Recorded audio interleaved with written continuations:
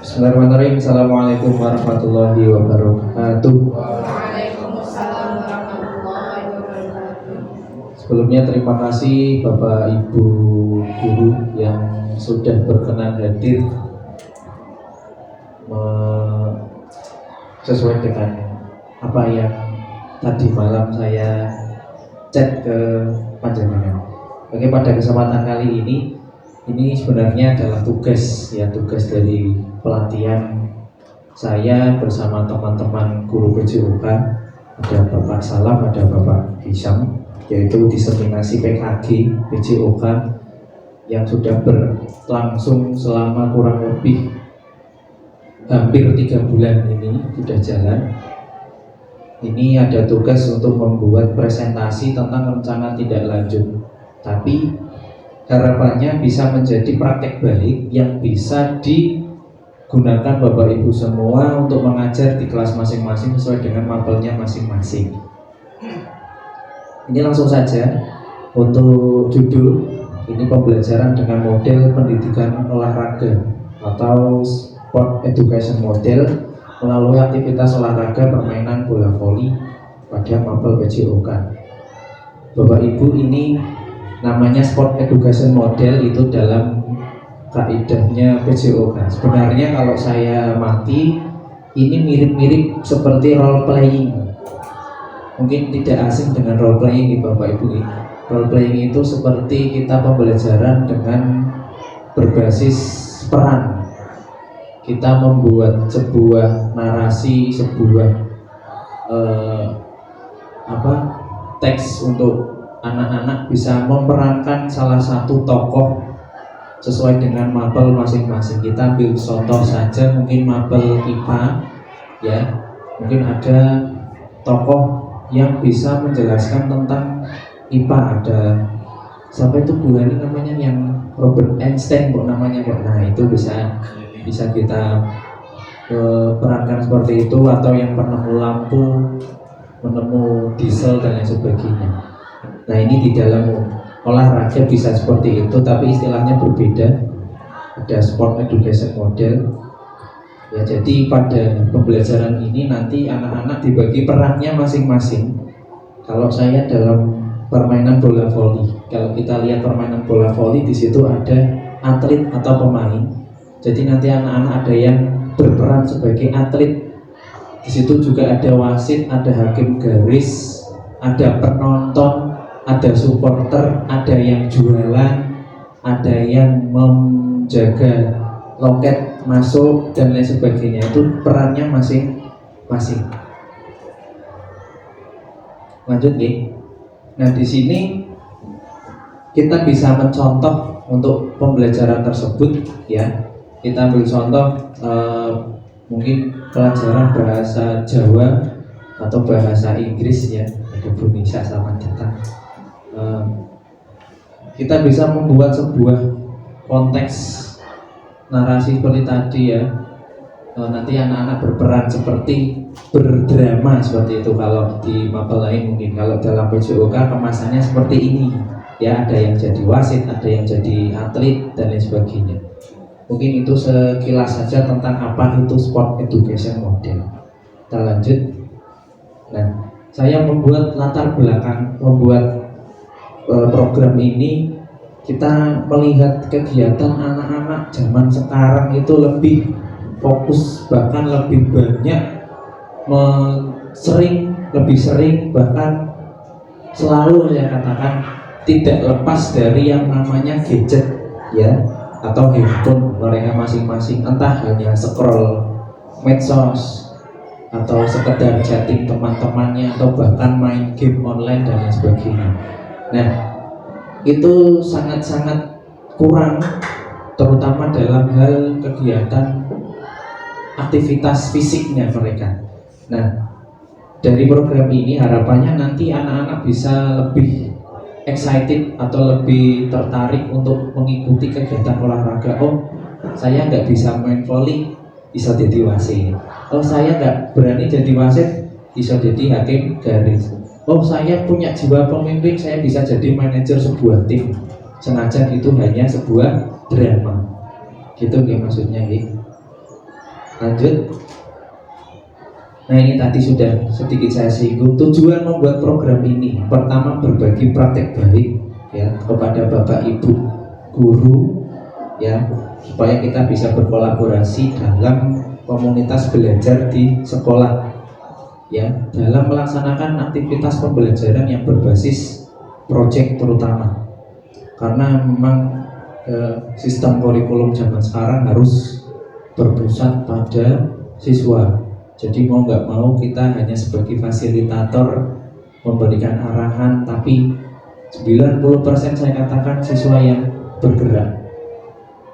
Terus yang kedua, memberikan pembelajaran pada warga sekolah terkait cara dan pentingnya menjaga kebugaran. Ini tadi Bapak Ibu ya, banyakkan mungkin tidak hanya siswa, kita sebagai guru, sebagai fasilitator pun lebih memilih untuk scroll TikTok gitu, Bu Hani, atau Pak Esa lebih nonton anime dan sebagainya, atau Pak Salah lebih suka nonton skill-skillnya Lionel Messi dan Ronaldo di YouTube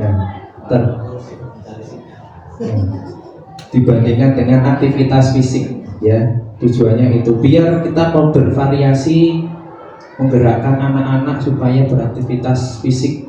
Tentunya ketika kita sering beraktivitas fisik ya, itu bisa menjaga kebugaran. Agar apa? Agar sampai nanti tua ya kita bisa berperan hidup aktif ya. Siapa sih yang nggak mau nanti melihat anak cucunya lagi bermain, kita ikut bermain gitu. Kalau saya melihat ibu saya bermain dengan cucunya atau ponakan saya tuh seneng gitu ya, ponakannya lari, ibu saya ikut ngejar gitu ya, atau memberikan main bola bareng. Saya pernah melihat seperti itu, bahkan sering. Jadi wah nyong besok ben bisa tetap berperan aktif seperti itu, dengan catatan apa? Yaitu tadi menjaga kebugaran. Jadi ini di samping saya memenuhi tuntutan tugas, juga berbagi praktek baiknya itu. Jadi penting Bapak Ibu untuk menjaga kebugaran. Yang kedua atau yang ketiga, mohon maaf, selanjutnya memfasilitasi siswa untuk bisa mengembangkan keterampilan fisik, pemahaman, sikap sosial, dan nilai-nilai dalam konteks pembelajaran PJOK yang berpusat pada siswa. Jadi pada program ini tidak hanya mengenalkan tentang voli, tentang gerakannya, tidak, tapi di situ ada sikap sosial. Tadi tidak hanya mengajari tentang voli, mungkin ada basket dan lain sebagainya, tapi ada sikap sosial di situ. Kita ambil contoh yang berperan sebagai wasit, bagaimana seorang wasit itu harus berlaku adil. Ibu Aryani ya, karena kebetulan Ibu Aryani istrinya, suaminya adalah sering bertugas jadi wasit ya, sepenting wasit Bu. Dan juga pemahaman tentang aturan-aturan yang ada di dalam suatu kegiatan olahraga. Ini tidak hanya berguna untuk PJOK saja, tidak Bapak Ibu. Ini bisa juga digunakan di mapel yang lain. Saya sudah memberikan contoh tadi, misal drama. Ini drama bahasa Jawa, Pak Esa mungkin ya, membuat drama mungkin legenda apa gitu menggunakan bahasa Jawa. Itu nanti kan juga nilai sikap sosialnya akan terlatih dari anak-anak tersebut. Yang selanjutnya, membuat variasi pembelajaran yang menyenangkan yang berpusat pada siswa. Nah, ini tujuan yang paling penting, karena merdeka belajar itu sepenangkapan saya adalah biar bagaimana anak-anak bisa bergembira pada saat pembelajaran berlangsung. Oke, untuk selanjutnya ini ada capaian, langkah-langkah, dan hasil yang diharapkan. Capaiannya itu adalah peningkatan pengetahuan keterampilan siswa dalam pembelajaran PJOK. Ini sudah jelas ya, ini capaian yang pertama adalah bola voli. Terus memaksimalkan kolaborasi guru lintas mata pelajaran dalam komunitas belajar di sekolah.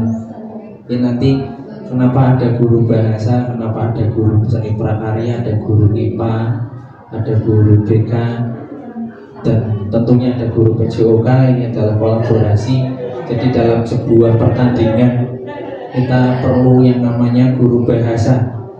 Kalau saya sering main voli itu ada istilah komentator. Nah, ini yang berperan adalah guru bahasa. Terus ada peraturan-peraturan Terus ada juga hakim garis dan lain sebagainya. Ini yang berperan, kita ambil contoh sikap adil. Nah, yang paling berperan adalah guru BK.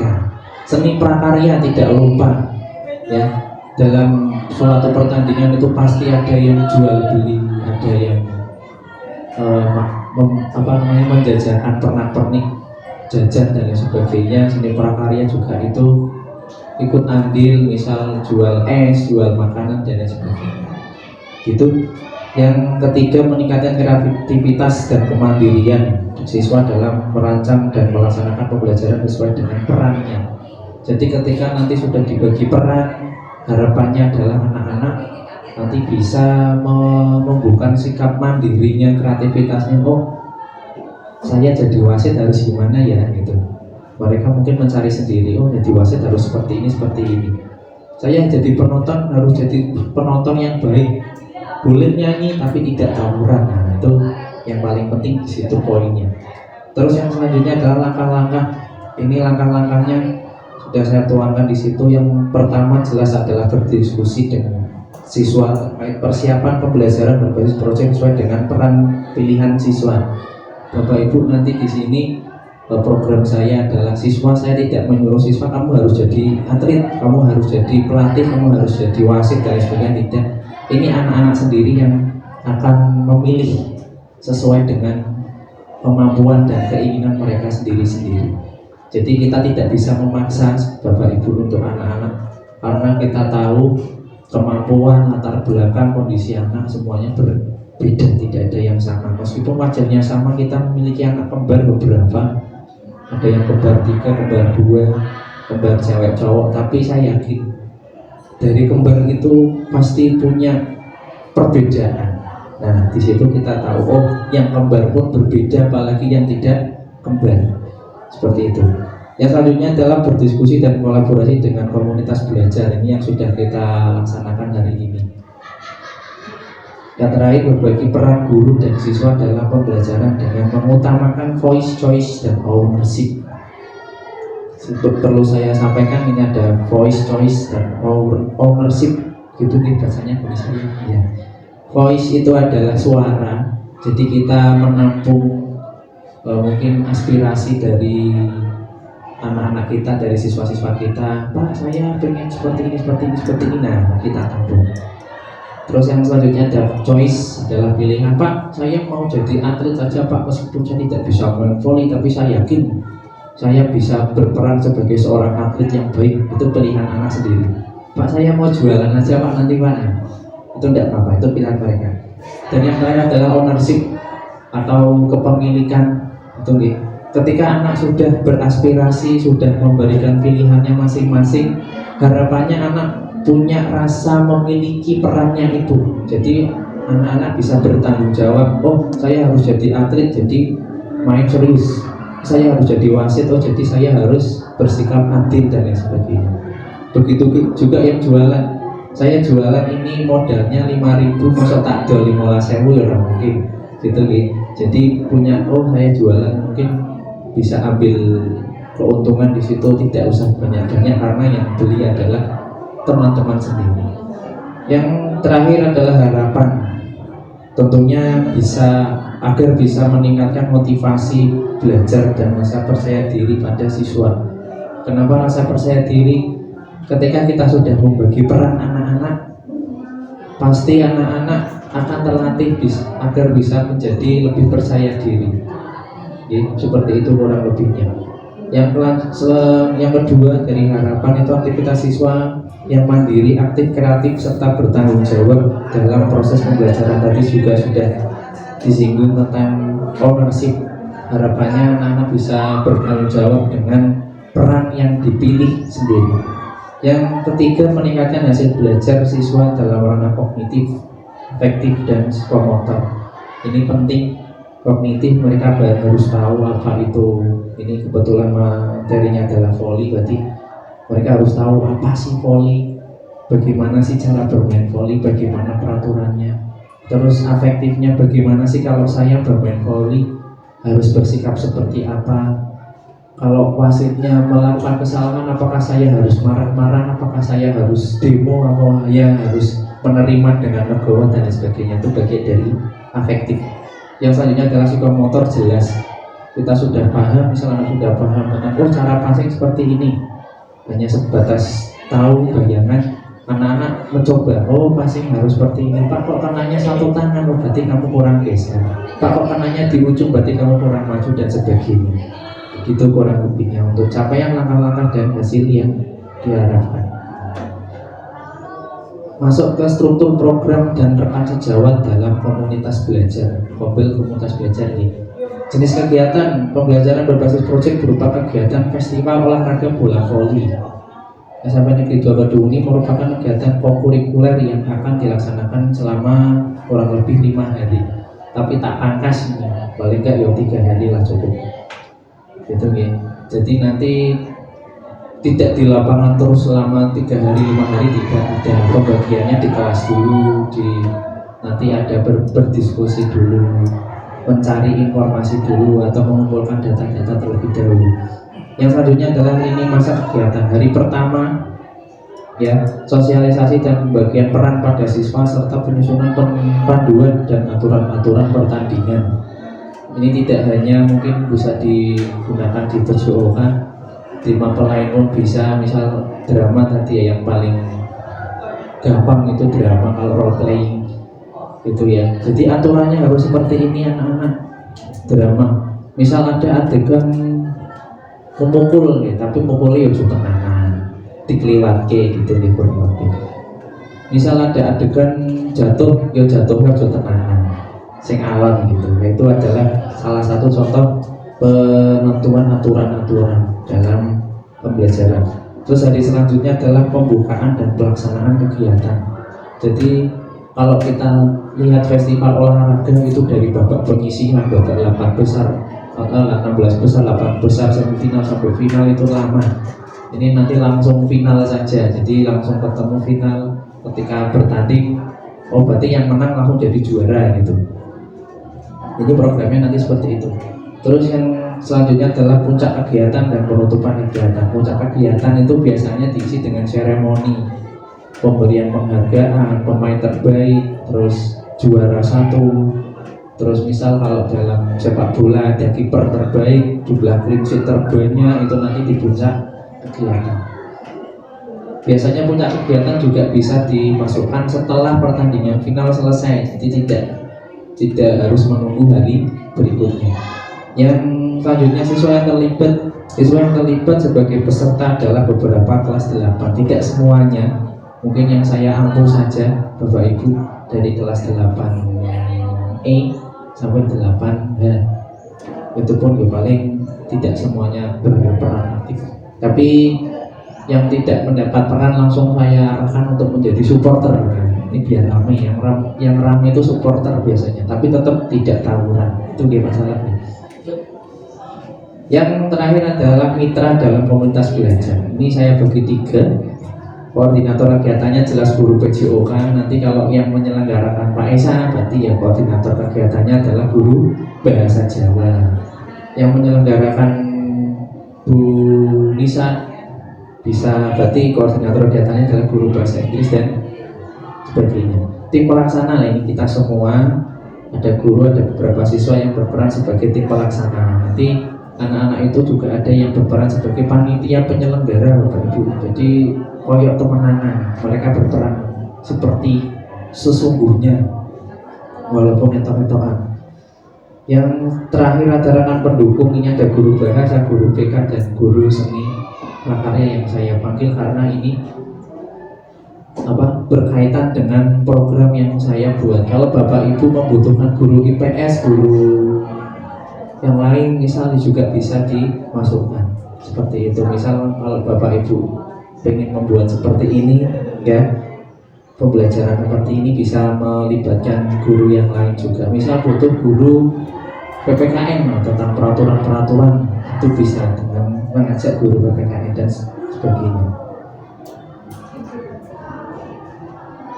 Yang selanjutnya, pernyataan tentang kapasitas yang dimiliki oleh sekolah.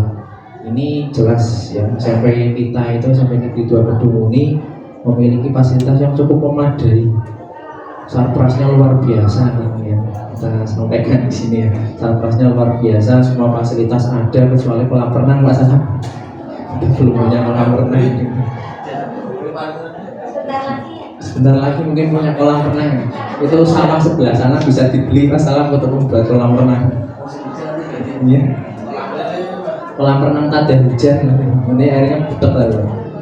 Terus hal ini juga didukung Bapak Ibu atau tenaga pendidik yang kompeten.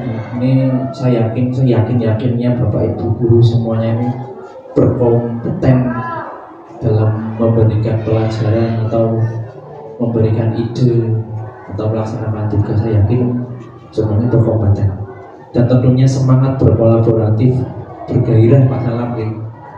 Seperti kemarin bergairah, tidak hanya menyala tapi sudah kebakaran gitu.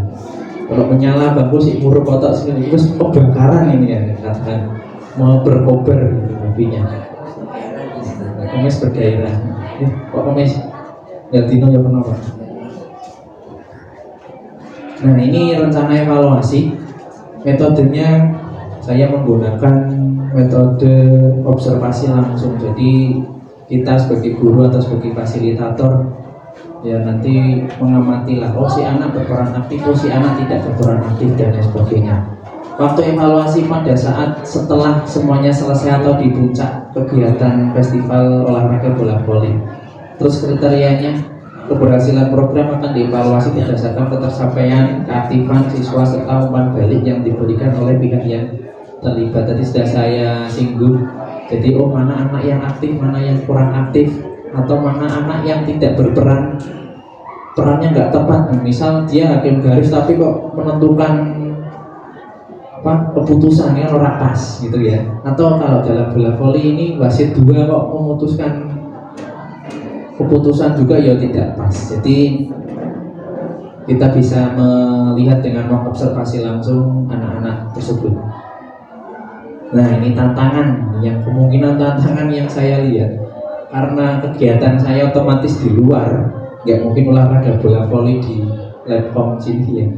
Jadi harus di luar. Tentunya tantangan yang ada adalah cuaca, karena cuaca itu tidak bisa ditebak, ngerti-ngerti panas, ngerti-ngerti hujan. Kemarin saya sedikit cerita, pagi-pagi mendung, wah ini olahraga ada. Ternyata jam 8 panas jetek, Masya Allah. Itu ya karena tidak bisa diprediksi. Terus jadwal kegiatan sekolah dan guru yang seringkali tidak terprediksi ini sama seperti cuaca. Tiba-tiba pulang kasih, tiba-tiba ada kunjungan kemana, tiba-tiba ada tamu siapa, ini kan tidak terprediksi. Terus persiapan siswa yang terkadang masih tergantung pada siswa lain. Kita tahu sendiri kondisi siswa-siswi kita di bawah ibu masih banyak yang gantung. Aku melu kayaknya, oh namaku kecatat aman gitu ya. Tapi semoga anak-anak didik kita kedepannya tidak seperti itu lagi. Jadi mohon maaf, belum saya ubah. Ini bukan kemungkinan tantangan. Yang kedua yaitu solusi dari tantangan maksudnya.